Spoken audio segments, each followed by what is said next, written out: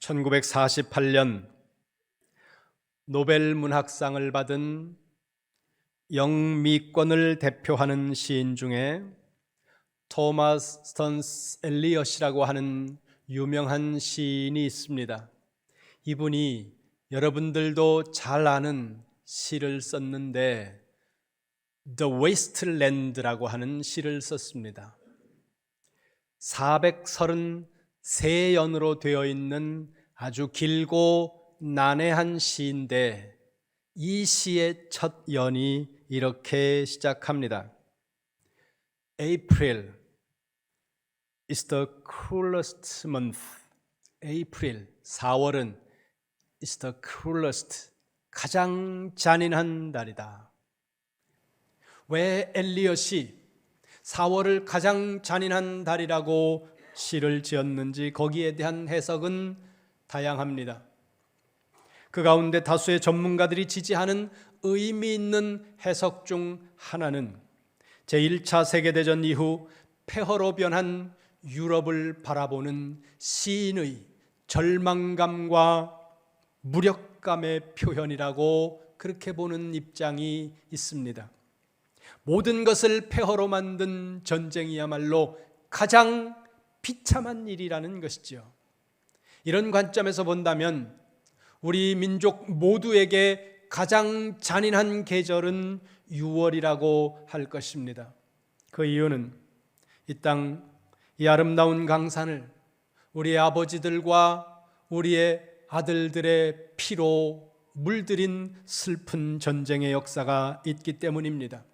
전쟁은 이긴 사람에게도 진 사람에게도 치명적으로 씻을 수 없는 아픔과 상처를 남긴다는 의미에서 모두를 패자로 만드는 슬픈 것, 그것이 전쟁이라고 할 것입니다. 70년이 지났습니다.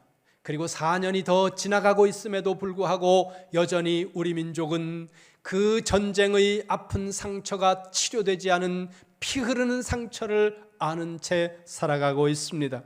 그 아픈 상처에 눈을 감고 손을 얹는 심정으로 오늘 하나님의 말씀을 들으시기를 바랍니다. 우리가 함께 읽은 본문 예레미야 22장의 말씀은 멸망해가는 유다의 마지막 3명의 왕들을 향해서 경고하면서 동시에 전쟁으로 인해 겪게 될 멸망의 비참함에 대해서 슬픈 노래를 지어 예언하고 있는 선지자의 메시지입니다. 예레미야는 52장까지 있는 긴 성경인데 그 중에서 2장부터 25장까지에 이르는 24장의 말씀이 선지자 예레미야의 12편의 설교입니다. 그 12편의 설교 중에서 예레미야 21장 1절부터 23장 8절까지가 9번째 설교인데 오늘 우리는 22장의 말씀을 읽었습니다. 그렇다면 22장의 말씀은 9번째 예레미야의 설교에 속하는 말씀이라는 거죠. 그 중에서도 유다 말기 마지막 3명의 왕들에 관해서 예언하고 있는 말씀이 오늘 본문입니다. 성경 보겠습니다. 22장 24절 25절 말씀 함께 보겠습니다. 시작.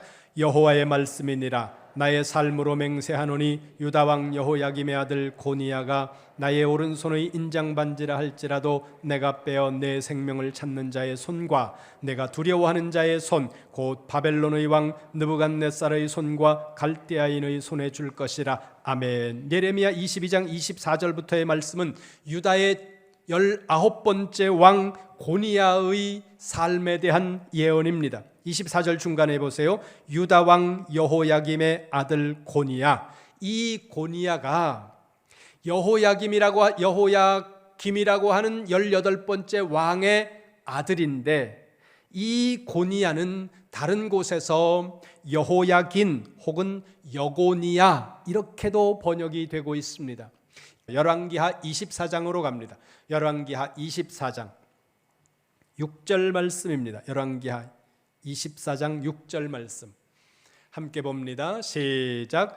여호야김이 그의 조상들과 함께 잠에 그의 아들 여호야긴이 대신하여 왕이 되니라. 아멘. 거기 여호야긴이라고 번역이 되어 있죠. 예레미야 22장 24절에 고니야라는 사람을 이렇게 번역했다는 겁니다. 그리고 그 밑에 있는 8절을 보세요. 열왕기하 24장 8절입니다. 같이 봅니다. 시작. 여호야긴이 왕이 될 때의 나이가 18세라 예루살렘에서 석 달간 다스리나 그의 어머니의 이름은 느후스다요 예루살렘 엘라단의 딸이더라. 아멘. 25살에 왕이 됐는 아버지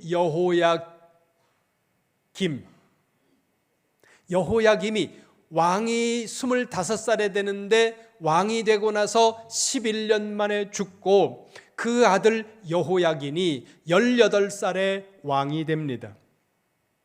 그런데 불행하게도 왕이 되고 석 달 열흘 100일 만에 바벨론의 포로로 끌려가 거기서 조국을 그리워하면서 그리운 조국에 돌아오지 못한 채 37년 동안을 살다가 그 땅에서 세상을 떠나는 슬픈 왕, 그 사람이 19번째 바로 이 고니야라는 왕이라는 겁니다.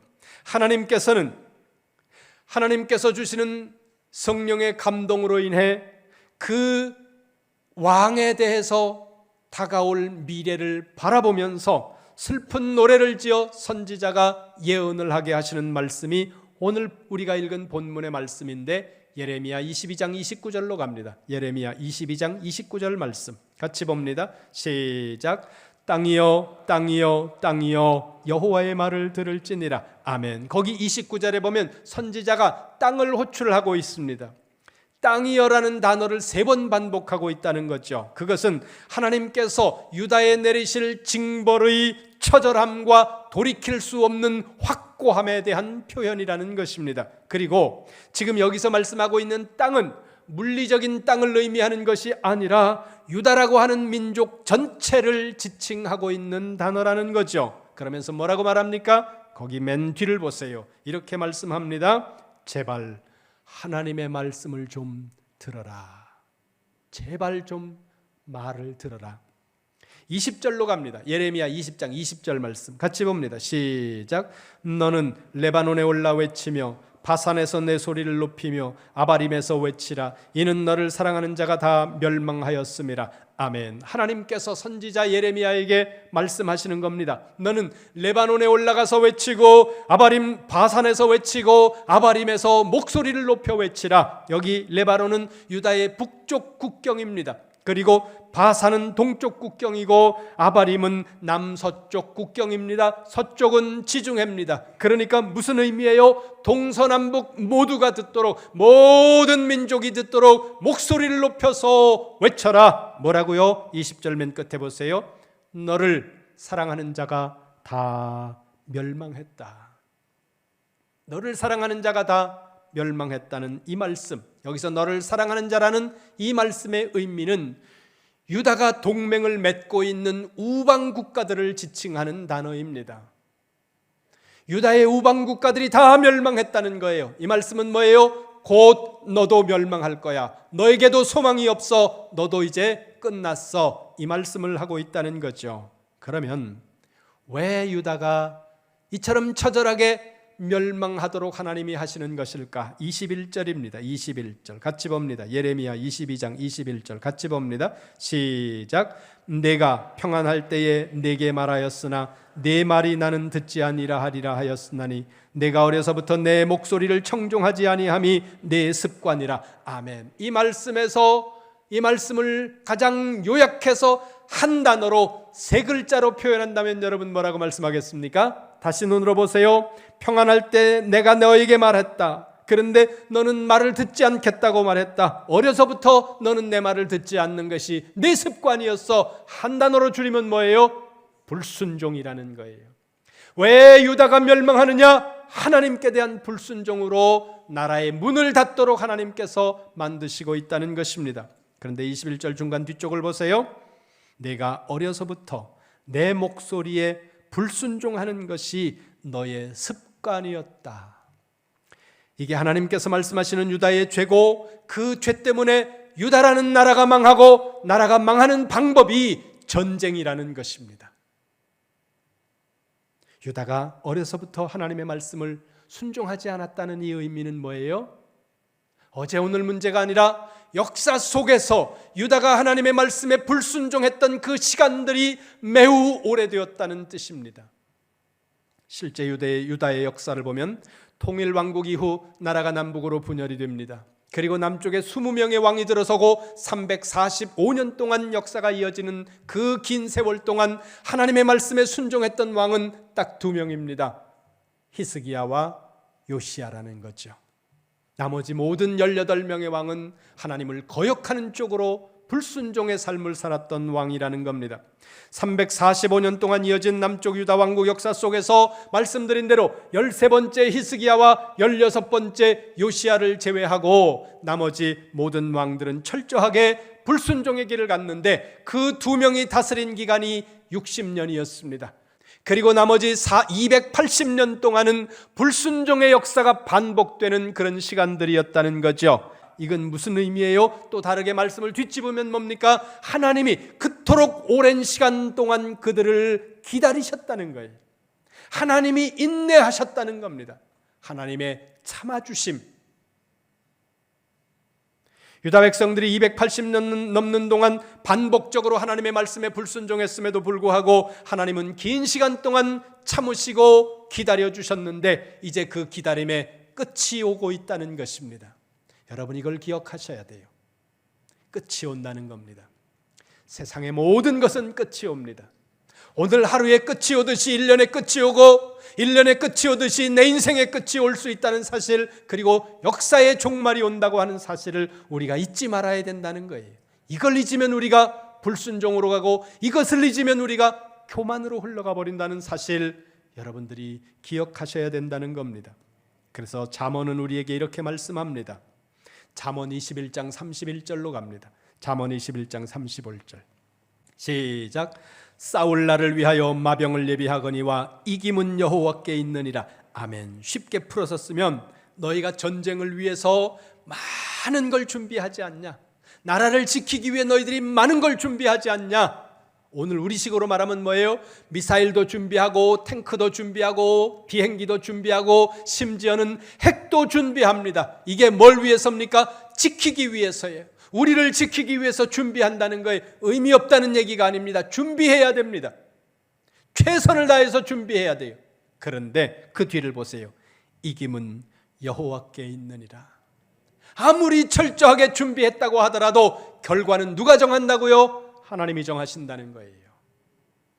준비하지 말라는 말씀의 의미가 아닙니다. 철저하게 준비해야 됩니다. 학생들 공부 열심히 해야 돼요. 공부 안 하면서 나와가지고 교회에서 매일 철야하는 학생들 없죠? 우리 교회 없는 것 같아요. 공부해야 되고 철야하지 말라는 얘기가 아니라 열심히 공부하라는 거예요. 열심히. 저녁 예배에 나오는 내용인데 잠깐 저녁 예배 안 나오는 분들에게 내가 한 토막만, 저녁 예배 설교 중에 있는 말씀인데 어떤 애가 열심히 기도를 했다는 거예요. 공부는 안 하고 시험을 보는데 아무것도 모르겠는 거예요. 그래서 이렇게 썼답니다. 하나님은 아십니다. 그랬더니 선생님이 그 밑에다 이렇게 썼대요. 하나님은 아시니까 100점, 넌 모르니까 빵점. 여러분 그게 맞는 거예요. 학생 공부해야 돼요. 열심히 공부해야 됩니다. 회사를 경영하는 분들 열심히 경영을 해야 돼요. 은행 찾아다니고 거래처 찾아다니고 사람들 만나고 최선을 다해서 잠을 줄이면서 직장 생활하는 사람들 다른 남의 회사라고 내가 오너 아니라고 대충 하지 마세요. 최선을 다해서 하세요. 아무도 아멘 안 해. 자기들 사장 아니라고. 그런데요, 그 열심과 최선을 다함이 마지막 결과를 보장해 주지 않는다는 겁니다. 결과를 보장하는 건 누구라고요? 하나님이 정하신다는 거죠. 그러니까 최선을 다하고 결과는 하나님께, 이게 믿음이라는 것입니다.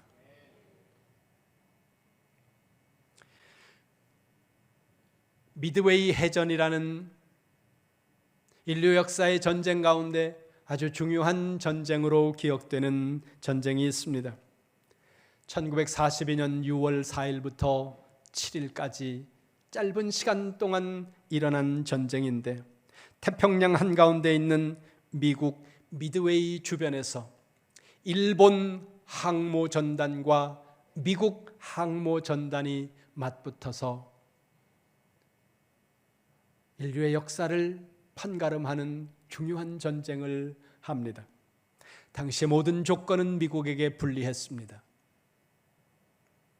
전쟁을 하기 위해 바다에 떠다니는 배들이 여러 종류가 있는데 제가 찾아보니까 순양함, 구축함, 항공모함 이 배들이 핵심이에요.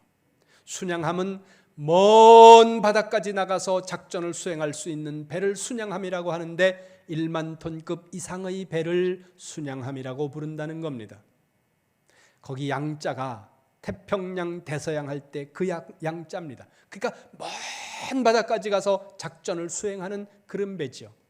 구축함은 4,000톤급에서 1만 톤급 사이의 배를 말하는데 현대 해군의 주력 함대라는 겁니다. 구축이라는 말은 밀어낸다고, 그리고 어떤 것을 이렇게 구축한다는 그런 의미로 아마 쓰인 것 같아요. 대단히 중요한 역할을 하는 그런 배이고, 세 번째가 항공모함인데 4만 톤급에서 10만 톤급 사이의 배를 항공모함이라고 합니다. 항공모함에는 갑판에 비행기 활주로가 있습니다. 거기서 비행기가 뜨고 내린다는 거죠. 그리고 비행기에서 뜨고 내리는 배에서 뜨고 내리는 비행기를 함재기라고 이름한다고 하는데, 그러면 왜 배에서 비행기를 띄우느냐? 제가 방위예요. 그래서 이걸 책에서 읽은 거예요. 이게. 세계 전쟁사 이만큼 읽으면 그 속에 다 나오는 내용이, 오늘 조르셔도 돼요. 이 부분은 나중에 책 읽으면 다 나오니까. 왜 배에서 비행기를 띄우느냐? 폭탄을 실은 비행기가 먼 곳까지 가서 폭격을 하고 돌아오기 위해서는 엄청난 연료가 필요합니다. 그 거리를 항속거리라고 그러는데, 항속거리가 길기 위해서는 연료 탱크가 커져야 되지 않습니까? 그러면 폭탄을 싣고 날르기가 용이하지 않은 거예요. 그래서 항속거리가 긴 비행기가 폭격기가 잘 없으니까 배로 싣고 가면서 바다 한가운데서 비행기를 띄우는 거예요. 그렇기 위해서 함재기라고 하는 수백 대의 비행기를 이 항공모함이 싣고 다니면서 띄우는 거죠. 우리나라는 항공모함이 없습니다. 이 항공모함은 혼자 다니지 않고 맨 앞에서 구축함이 그걸 이끌면 주변에서 순양함 같은 큰 배들이 호위하고 하늘에는 비행기가 뜹니다. 이걸 항모전단이라고 말하는데, 이 항공모함이 한 번 뜨면서 항모전단이 움직일 때 그 비용이, 그 배와 이런 비용이 20조 원이 든다는 겁니다. 어마어마한 거죠. 우리는 항공모함이 없습니다. 그림을 하나 보여드릴게요. 저건 실제가 아니고 그래픽으로 만든 겁니다. 항모 전투단이 항진하는 그 상상의 그림을 만들었는데, 저 가운데 있는 저 큰 배, 다음 그림이요. 저 가운데 활주로가 보이는 저게 항공모함이라는 거예요. 왜 이 말씀을 드리느냐 하면, 미드웨이 해전이 미국의 항모전단과 일본의 항모전단이 세계의 패권을 놓고 태평양에서 싸웁니다.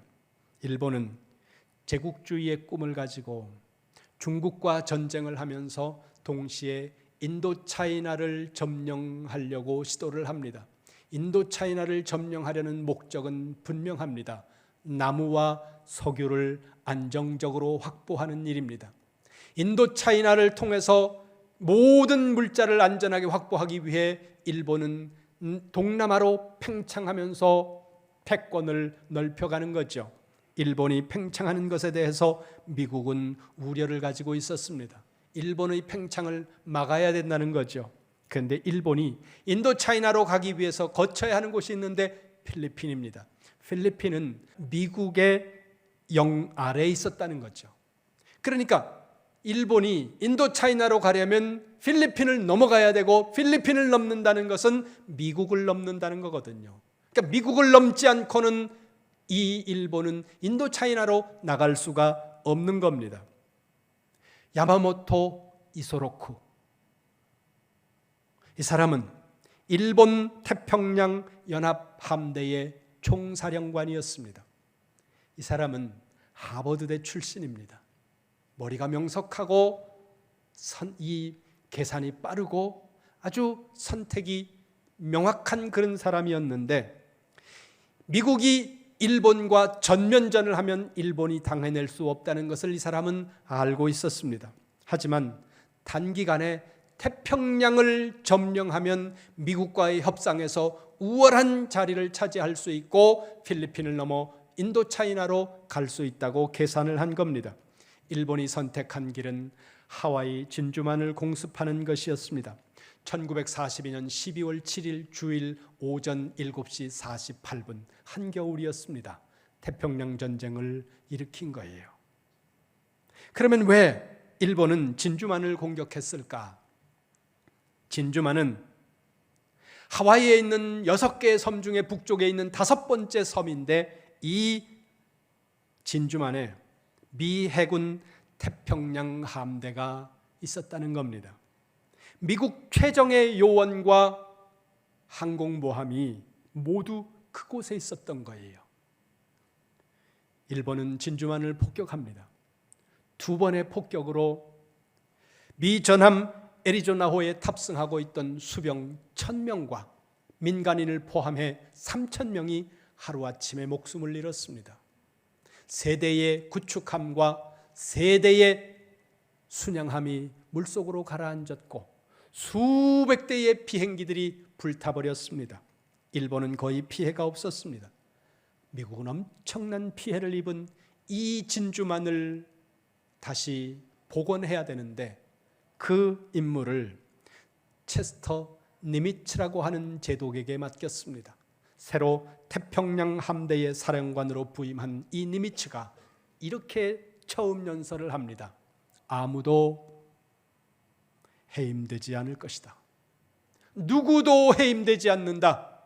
이 말을 하는 것은 그 태평양 함대가 어마어마한 타격을 입은 그 책임을 누군가에게 물어서, 어떤 사람은 옷을 벗고 어떤 사람은 감옥을 가고 어떤 사람은 직장을 잃어야 하는 이런 상황 속에서 사람들이 두려움에 있었거든요. 새로운 제독이 말합니다. 누구에게도 책임을 묻지 않는다. 우리의 목표는 하나다. 이 태평양 함대를 다시 세우는 것. 그리고 항공모함 하나가 엄청난 타격을 받아서 물밑으로 가라앉아가고 있는 그 상황인데, 항공모함, 그 다시 가라앉아가는 항공모함을 수리해서 물 위로 띄우는데 시간이 얼마나 걸리냐? 3개월이 걸린다고 이야기하는 거예요. 니미츠 제독이 말합니다. 3일 안에 살려라. 3개월 걸리는 이 작업을 니미츠 제독이 3일 안에 완성을 해버립니다. 이 니미츠라고 하는 사람은 미 해군 역사상 최초로 5성 장군이 되었고, 그리고 미 항공모함 중에서 가장 큰 항공모함을 부를 때 니미츠급이라고 말합니다. 그러니까 이 니미츠라는 제독이 얼마나 미국 역사의, 전쟁 역사에 큰 역할을 했는 사람인지를 우리가 짐작할 수 있다는 겁니다. 태평양에서 미드웨이라는 작은 섬을 중간에 두고 일본과 미국이 전쟁을 하는데 항공모함이 맞붙은 거예요. 일본에는 항공모함이 4척이 있었고 미국에는 3척이 있었는데 그 중에 한 척은 수리 중입니다. 2척밖에 없는 거죠. 일본이 우세합니다. 일본이 선제 공격을 했기 때문에. 그런 상황 속에서 결정적인 역할을 하는 한 군인이 있습니다.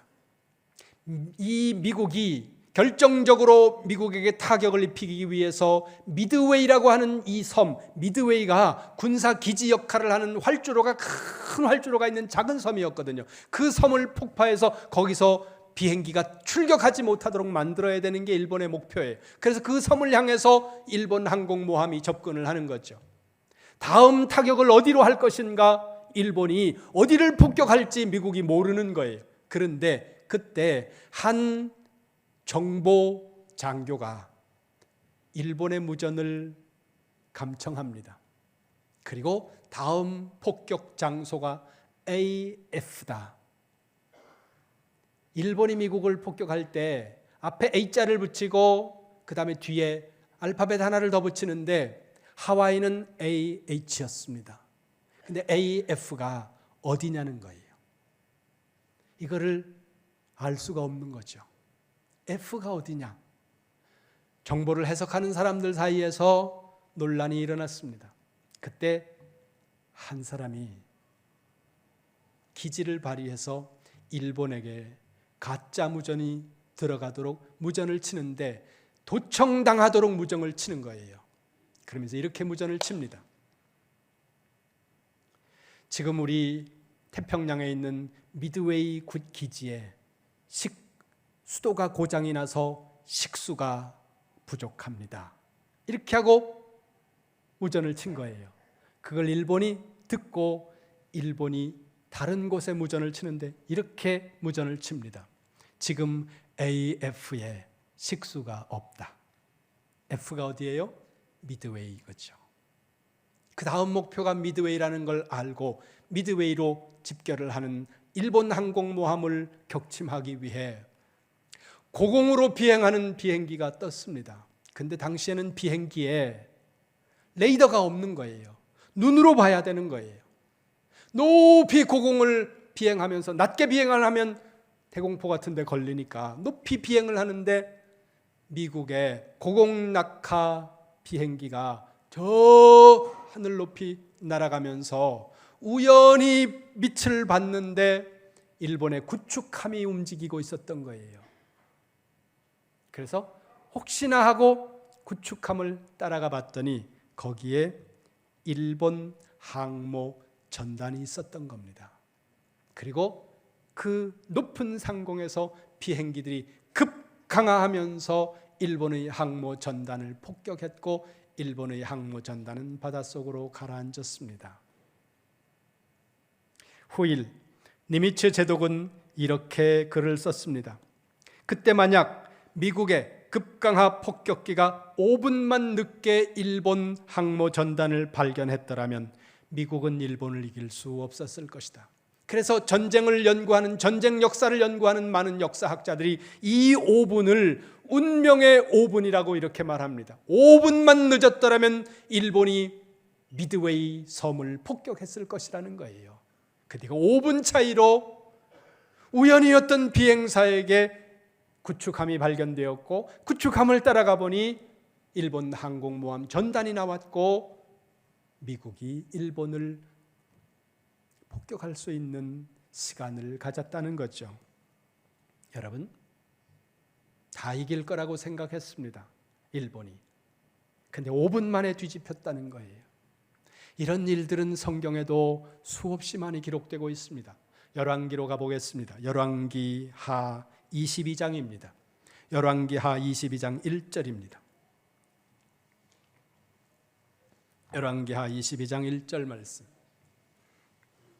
같이 봅니다. 시작. 요시야가 왕위에 오를 때의 나이가 8세라 예루살렘에서 31년간 다스리니라. 그의 어머니의 이름은 여디다요 보스갓 아다야의 딸이더라. 아멘. 요시야가 나이 8살에 왕이 됐습니다. 여러분 집에 8살짜리 있죠? 지가 뭘 알겠습니까? 8살짜리 저게 뭐 하겠냐 이렇게 생각을 할 수 있는데 이 남쪽 유다 왕국 역사 중에 가장 빛나는 왕이 8살짜리의 왕이 된 이 왕이었다니까요. 2절 보세요. 2절 그 밑에 2절 시작. 요시야가 여호와 보시기에 정직히 행하여 그의 조상 다윗의 모든 길로 행하고 좌우로 치우치지 아니하였더라. 아멘. 요시야는 다윗의 모든 길로 행했다.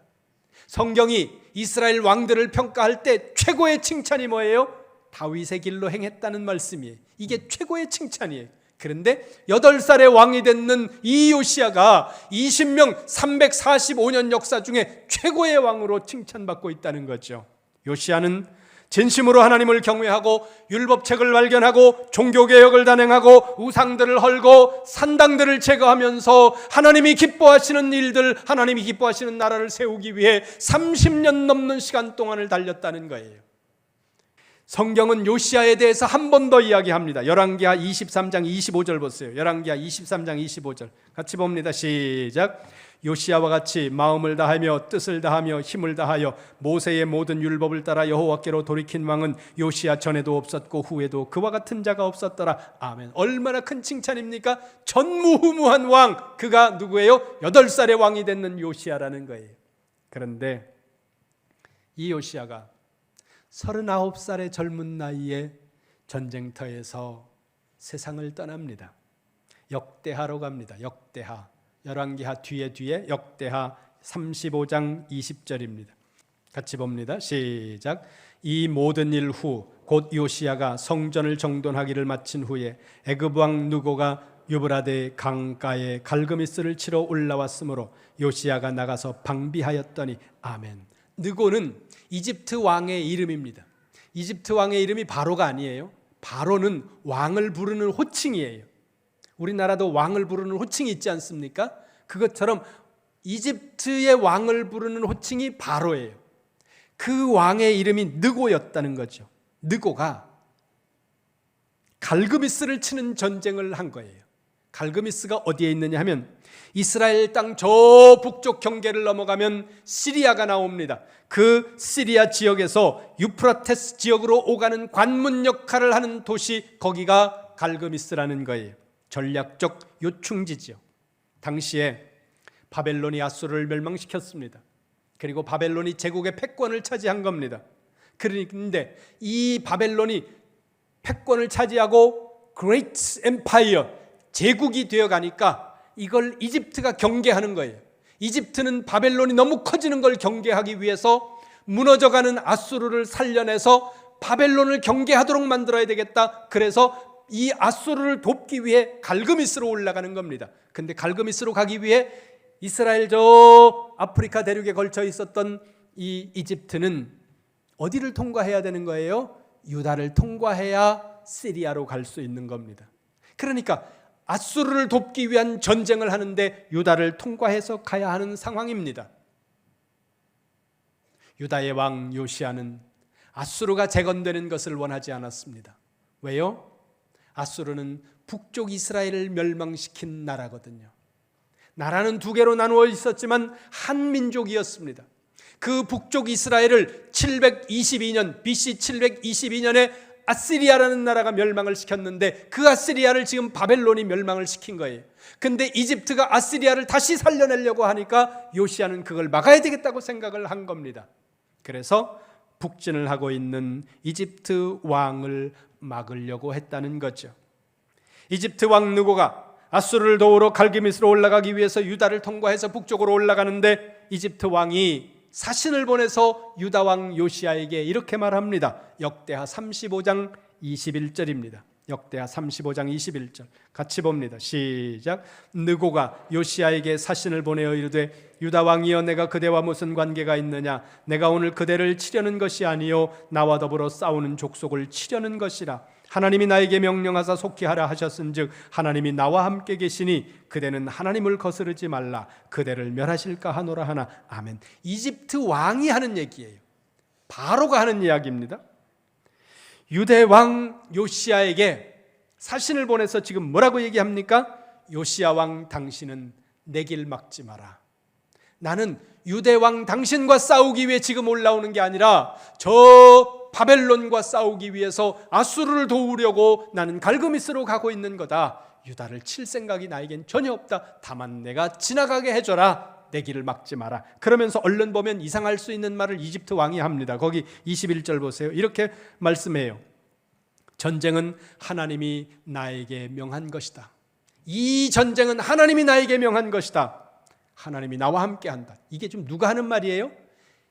이집트 왕이 하는 말이에요. 이집트 왕이.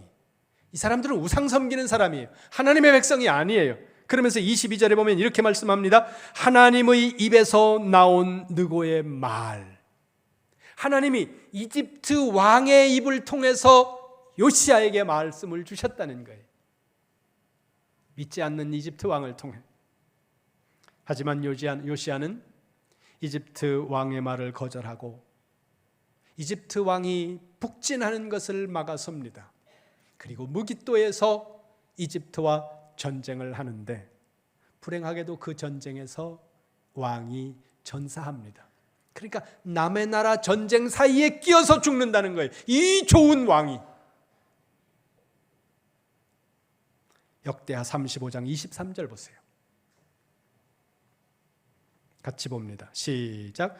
활 쏘는 자가 요시야 왕을 쏜지라. 왕이 그의 신하들에게 이르되 내가 중상을 입었으니 나를 도와 나가게 하라. 아멘. 이집트 병사가 쏜 화살이 유다 왕 요시야에게 맞았습니다. 화살을 맞고 왕이 신하들에게 말합니다. 나를 이 전장에서 나갈 수 있도록 나를 도와라. 신하들이 다른 병거에다 왕을 태우고 쏜살같이 달려서 예루살렘으로 돌아오는데 살아나지 못하고 그대로 죽습니다. 자기 나라의 전쟁이 아니에요. 남의 나라 전쟁 사이에 끼어서 너하고 싸우는 거 아니야, 너하고 싸우는 거 아니야 그랬는데 그 전쟁 사이에 끼어서 이 요시야라는 왕이 39살 나이에 안타깝게도 세상을 떠납니다. 유다로 보면 너무너무 아까운 거예요. 이 사람이 10년만 더 살았더라면 유다의 역사가 어떻게 될지 모르는 거예요. 그러면 왜 하나님은 이 좋은 왕을 이렇게 남의 나라 전쟁터에서 그냥 쏜 화살 지나가는 화살에 맞고 이렇게 목숨을 잃도록 하나님이 그렇게 하셨을까? 거기 대답이 나옵니다. 열왕기하 23장으로 갑니다. 열왕기하 23장 26절 같이 봅니다. 시작. 그러나 여호와께서 유다를 향하여 내리신 그 크게 타오르는 진노를 돌이키지 아니하셨으니 이는 므낫세가 여호와를 경노하게 한 그 모든 경노 때문이라. 아멘. 하나님께서 유다를 향해 진노하신 그 진노의 마음을 돌이키지 않으셨다는 거예요. 요시야마저도 그 하나님의 진노를 돌이킬 수 없을 정도로 하나님의 진노가 확고하게 타올랐다는 거죠. 잠언 21장으로 다시 가봅니다. 잠언 21장 30절입니다. 잠언 21장 30절 같이 봅니다. 잠언 21장 30절 시작.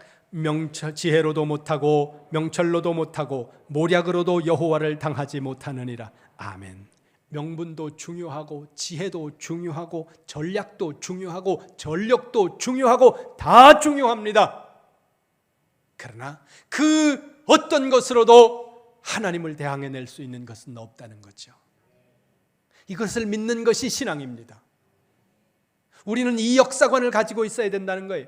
우리가 최선을 다해야 됩니다. 우리 민족의 평화를 지키기 위해, 이 땅을 수호하기 위해, 민주주의를 수호하기 위해 우리는 최선을 다해야 됩니다. 그러나 우리의 최선이 이 땅을 지키는 것이 아니라 하나님이 지키신다는 거예요.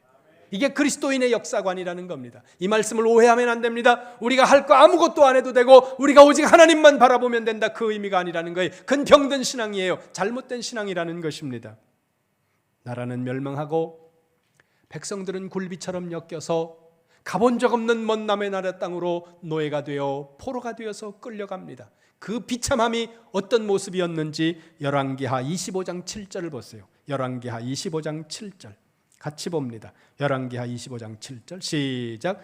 그들이 시드기야의 아들들을 그의 눈앞에서 죽이고 시드기야의 두 눈을 빼고 놋사슬로 그를 결박하여 바벨론으로 끌고 갔더라. 아멘. 시드기야는 아까 19번째 왕이 여호야긴이라 그랬잖아요.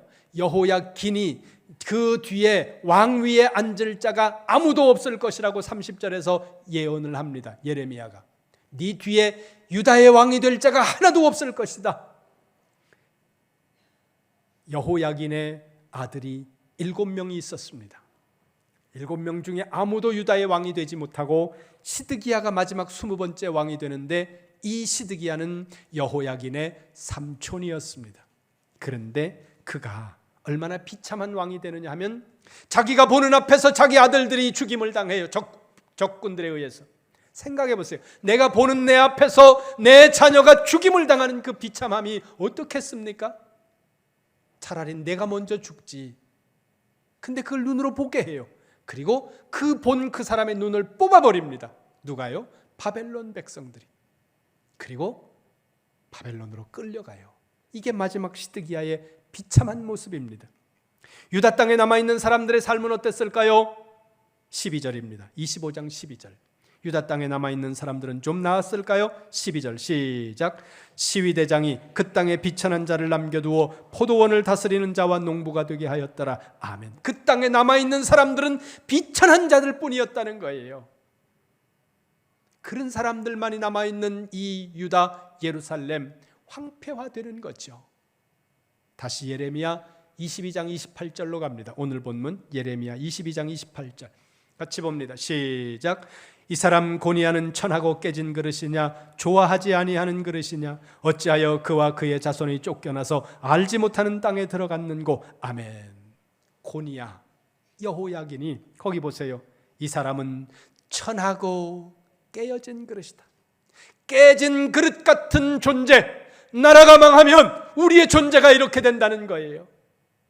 여러분, 시간만 되면, 기회만 되면, 여유만 있으면 여러분 비행기 타고 전 세계로 여행 다니지 않습니까?